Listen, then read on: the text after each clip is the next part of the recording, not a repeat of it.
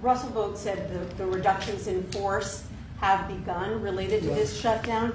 How many layoffs have you authorized for this first round, and from which agencies? And it will be Democrat-oriented because we figure, they started this thing, so they should be Democrat-oriented. It'll be a lot. And I must tell you, a lot of them happen to be Democrat-oriented. Let me get this straight.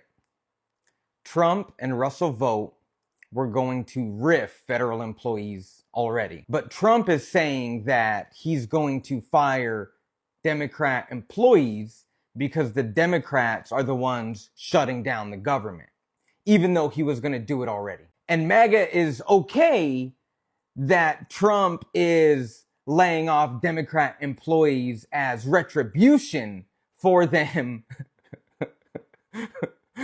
shutting down the government, even though it's in Project 2025, co-authored by Russell Vogt, which Trump campaigned and said that he didn't know anything about Project 2025, and MAGA is okay with all of this.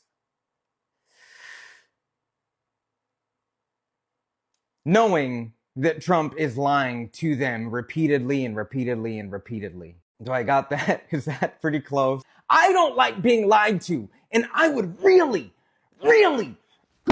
like American people to not be okay with being lied to by the President of the United States so that he can implement some kind of fucking plan that is not in your best interest. Why are you okay with being lied to, man? Let me make it very clear, very crystal clear. I do not hate the U.S. I hate what MAGA has done to the U.S. I hate what MAGA has done to my family. I don't care if that offends you. I'm offended that you support that. If that upsets you and you don't want to follow me anymore, that's cool. I'm fine with that. But I'm not going to hold my tongue because it upsets you. I created this TikTok because I wanted to keep it real and be authentic, be who I am. And that is who I am. I 110% do not agree with the things that Trump is doing. And I will never agree with it. It will never be okay in my eyes. If that upsets you, there's the door. I don't care. I am not going to sugarcoat my words to make you feel comfortable. Y'all don't sugarcoat yours to make my husband feel comfortable. This country that I'm in now loves and accepts me. And we've experienced the reverse. We know what the country that we came from does to people like my husband. They do it in your face and you don't care. In a couple decades times, people's grandchildren and grandnieces and nephews and what have you are going to stumble upon a locked room or a locked attic, and there may be a box full of MAGA paraphernalia tucked away collecting dust. They would have never heard their parents scream MAGA. They would have never heard their parents talk about it, their grandparents talk about it. Like, it'll be something that will almost vanish in support. And let me tell you why. They're being used as scapegoats. They're being used as scapegoats. And I don't necessarily know if many of them realize it. I am aware that regardless, a lot of Americans are suffering. Regardless. Wherever we are, it doesn't matter where we're located. It does matter how much we make. It does matter. But we are suffering everywhere, regardless of race, religion, creed, looks, abilities. We are suffering, some more than others, depending on if they live in a red state or a blue state. Let's just keep it a buck. Let's keep it right there. And when I say that they're being used as scapegoats, when I turn on the news, they're blaming every single one of Trump's decisions on him appealing to his voter base. So as of now, MAGA, you're the reason why so many Americans and you probably lost health care. Entitled piece of shit man has been able to get his way in so many ways. We are reaching a point where there's more and more MAGA loyalists or MAGA type people or promoters of MAGA that are starting to speak out against him. This Epstein stuff is obviously the big tipping point for a lot of them. Tariffs and stuff was for some of them. But now from the right, you're starting to hear more alarm bells, more concern, more criticism. And it's that's awesome. I'm glad that you're finally waking up to some of this stuff. But it's just okay, but what now? You guys have already created this monster, and it's so fucking annoying because what happened with Stephen Colbert recently, I feel that is not cool. It's this entitled piece of shit man has been able to get his way in so many ways. The corruption is so fucking crazy. How is this real life? How is this happening? How is he able to get away with such fucking bullshit? And the thing is, it's when more people start waking up or whatever starts happening, what happens then? What happens to everything that he has fucked up? But of course, I feel the one thing, it's the same thing that Obama did after Bush, right? It's just Bush fucked up a whole ton of shit or whatever. Obviously not as bad as Trump, but he fucked up shit. And then a whole entire liberal system, Democrats, had to come in and fix the shit that fucking Republicans did. So I feel that's what's going to be happening now, as long as Trump doesn't get away with more fucking tampering with freaking vote. I'm just disappointed in so many people when it comes to Congress, when it comes to the Supreme Court justices, all of it. It's just so fucking disappointing. Trump has literally ruined America. He's caused so much division and hate, and he's just, oh my gosh, literally, it's just what do we do from here? What do we do? The Republicans know they cannot win the midterms if they've already damaged the very working class that they depend on for those votes.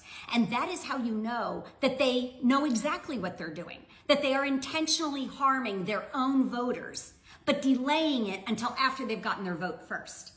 Delaying it until it's too late for them to do anything about it. They're getting the working class to vote against their own interests. When the American empire finally collapses, historians will not be shocked by the greed of the elite. They're going to be appalled by the loyalty of the poor. Working class didn't just vote against their own interest. They worshipped the very billionaires that were exploiting them. They slashed their own benefits. They gutted their own health care. They took food away from their children. And they didn't do it because it would help them. They did it because they were told it would hurt someone else.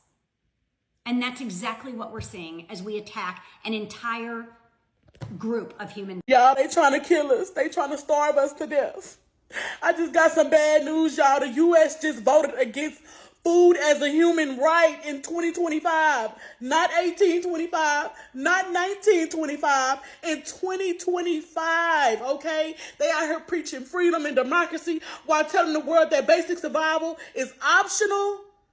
What the fuck is really going on? No, that's not right. And you can't call yourself the land of the free if you out here denying people food. Where they do that at? Y'all have money for bombs and billionaires and fucking bailouts, but not for basic dignity? I'm not understanding. This system is starving people on purpose and trying to make it look normal. Don't let them people. We need to fight. It is more of us than them. Come on now. Because this can't be home of the brave and land of the fucking free. It can't be. I'm not understanding. Why they doing this to us? It don't make no fucking sense. That they think I'm finna go without fucking food, they got another motherfucking thing coming. I will blow all this motherfucker. So thank you for watching my videos. My name is Anthony, and I'm not trying to disrupt your thoughts. I just popped up to say thank you for being my viewer, and it's amazing having you here. Kevin Stitt is the Republican governor of Oklahoma and the chair of the National Governors Association. He just went on the record calling Donald Trump's invasion of Chicago and Portland a violation of states' rights and a violation of our form of government, correctly recognizing and refusing to succumb to the hypocrisy by calling out that he and his fellow Oklahomans would have lost their minds if President Biden had ever sent the National Guard from Illinois into Oklahoma. This development, on top of Marjorie Taylor Greene turning on Trump over the shutdown, could not have come at a better time, because over the insanity of of the past couple of weeks, I was struck by exactly how badly Donald Trump is being failed by his advisors, and by extension, how badly he is failing his MAGA base. And the proof is in the data, and I'm going to show it to you. And by the end of this video, I think you will agree with me that we should be collectively shocked that any person still supports Trump, and that Trump hasn't fired his entire cabinet. Because right now, his primary focus, and remember these topics, is sending the National Guard into blue cities, spending billions of dollars to chase undocumented immigrants, while 70 to 75% of Americans believe that if you're undocumented but you haven't committed any other crimes, you should stay. He forced an indictment on James Comey, and he's trying to do the same to Adam Schiff, trying to force criminal consequences for superficial emotional grievances. He's forcing prices up by forcing tariffs down our throat, not just on imports from China, but on our best trading partners like Canada, Brazil, and Mexico. And he's not only fired tens of thousands of federal workers who were insufficiently loyal to him, but now he's gone even further by allowing Pete Hegseth to fire active duty members of the military. Now let's compare these actions and priorities to the responses from Trump voters in a November 2024 poll, where after he was successfully elected, they were asked how he should govern. In this poll, after voting for Trump, 58% of Trump's own voters said it would be inappropriate for him to fire federal workers for being insufficiently loyal. 58% of them said it would be inappropriate for him to pardon friends, family, or supporters who committed crimes. 42% of Trump voters said it would be inappropriate for him to govern with executive orders if he can't get his priorities through Congress. And 46% of Trump voters said it would be unacceptable for Trump to order the Justice Department to investigate his Democratic rivals. I cannot emphasize this enough. These are only Trump voters. But because of Donald Trump's brain rot advisors, his entire first year has been a laundry list of things nobody wanted. All while we bleed good jobs, while prices continue to climb, and while Russia does whatever they want. And all while personal freedoms and states' rights are under constant attack. And if you're one of these Republicans like Kevin Stitt, or dare I even say Marjorie Taylor Greene, do not let them gaslight you into believing that this is what you wanted. You were right. These were terrible ideas then, and they're even worse now, because his incompetent administration finds a way to make bad ideas even worse with their circus sideshow execution. I still believe that millions of Republicans just wanted better jobs and lower prices, but they just got conned. Because Donald Trump surrounded himself with people more focused on loyalty and cruelty than prosperity, and because he doesn't have the judgment to fire them. White Americans do not have culture or a true sense of identity, and this is why we're seeing a rise in groups like Maga. The great majority of these white people who came to America were undesirables and decided to abandon their cultures and language in order to become white in America. And so the rise in white supremacy and right-wing ideology is not surprising when you consider that whiteness and consumerism is all these people know. They did not hold on to their original languages, customs, and traditions because capitalism was calling. And they prioritized and valued capital over culture. And now look at them. The Trump administration is pushing out propaganda saying this is our country, this is our home, these immigrants can't come in. But these people are so far removed from their actual backgrounds that they forget that their ancestors came here on boats, that their ancestors came here with nothing, that upon arriving to America, their ancestors were treated like dirt. And a lot of them are experiencing a cognitive dissonance that you or I could never understand. These people are wielding Italian, Polish, Irish last names. And even though some of them will go so far as to claim these backgrounds, the backgrounds don't claim them. Because you can say your family is Italian, but what happens when they go to Italy? How can you claim to be Italian when you don't speak the language? Comparatively, so many African Americans do not know where in Africa their ancestors came from. But the crazy thing is, a lot of European Americans don't know this either. And it's not due to slavery. It's due to their families completely abandoning this part of themselves. And when you actually think about the reality of this, it is insane. Abandoning your entire background, your lineage, not knowing where your family came from, all due to whiteness. And these people are so angry because they're lost. They don't know who they are. And whiteness is a hallucination. It's not real. We are living in a time where white supremacy is clearly a fiction. And what a lot of them are grappling with right now is that we are no longer in the 20th century, where whiteness was enough for you to succeed in the world, for you to get that job, to obtain capital. And this is all they know. This is all they were taught to know. Because if you ask any one of them what American culture truly is, they wouldn't actually be able to tell you. Think about this. If you have 13 million undocumented immigrants or illegal aliens, if that's what you want to call them, those 13 million people leave. That's 13 million people that are not buying products. that are not going to our groceries, that are not going to our restaurants, buying our gas, that are not paying rent here in our country, that are not buying clothing, they're not shopping at Walmart, they're not shopping, they're gone. So what then happens to American jobs? If you lose 13 million consumers like that, then there's going to be layoffs. Then these businesses are all going to be affected because their revenues go down. If these people are paying $66 billion just in taxes, to our states and our federal government, what do you think they're consuming? Those taxes are a tiny percentage of what their actual spend in this country is. Though it may be less than 10% of what their spend is, which could put their spend, I'm making this up, I have no idea, their spend could be $600 billion that just marches out of the country. No, that is kicked out of the country aggressively and rudely. We don't benefit from this war on immigrants. Donald Trump is about to invoke the Insurrection Act.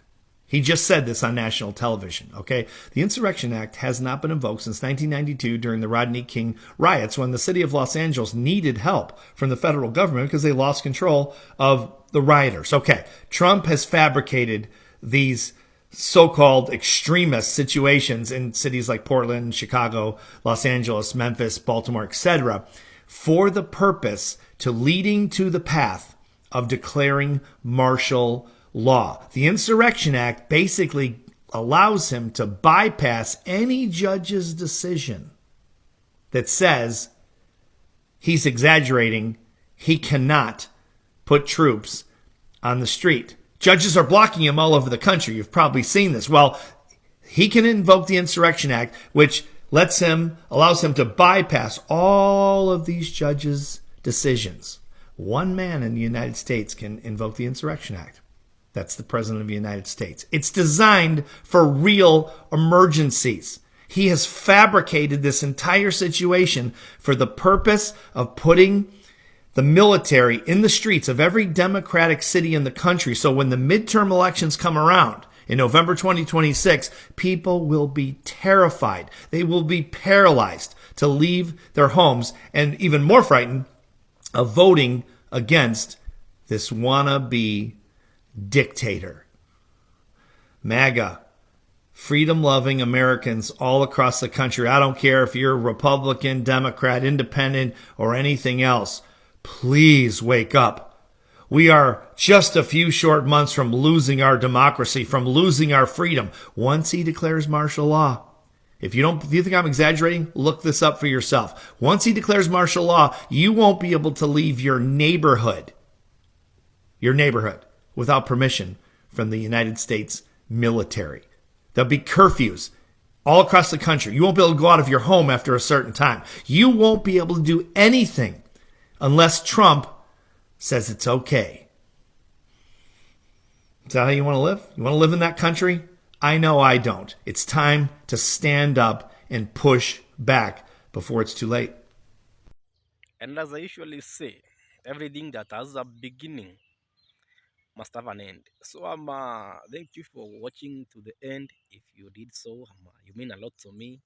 You saw the other day, Supreme Court gave Trump some ruling that he can use racial profiling when ICE makes this arrest. So what we are seeing in this country is there's a Supreme Court which is giving a United States president unprecedented powers, unchecked powers.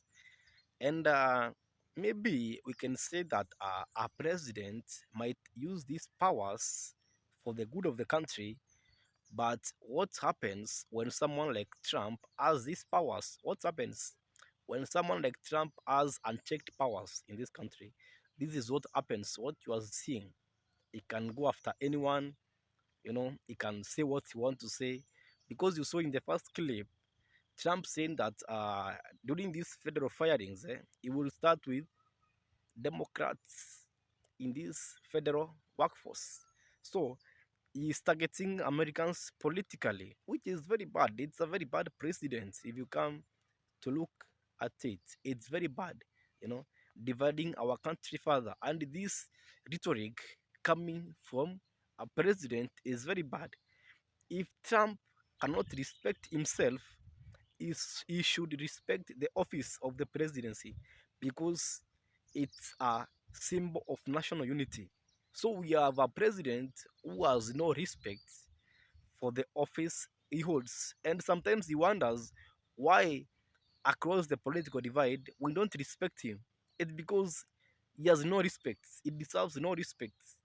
He shows no signs of being someone who is interested in uniting our country. So it's very bad what's happening. Maybe in the future generations, they will come to discuss how we failed this country.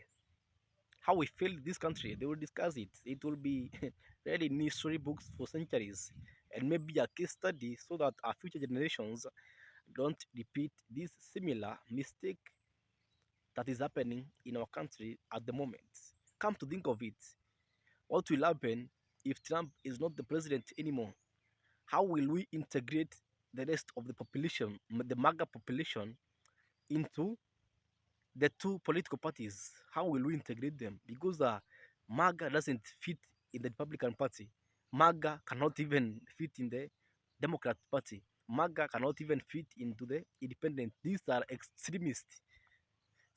49 million extremists are in our country, and I don't know how they will fit into either political parties when Trump is no longer the president. So it's a sad moment, or it's a sad situation we have as a country. This country has really split into many parts politically, and the politics are essential parts or essential drivers of our country. And when we have millions of Americans with no ideologies, with no principle, with nothing they stand for except hatred and racism, as long as their neighbor is suffering, it's very bad precedent we are setting as a country. So as I usually say, stay blue, listen blue, talk blue, vote blue, and until the next video, thank you for your attention to this matter.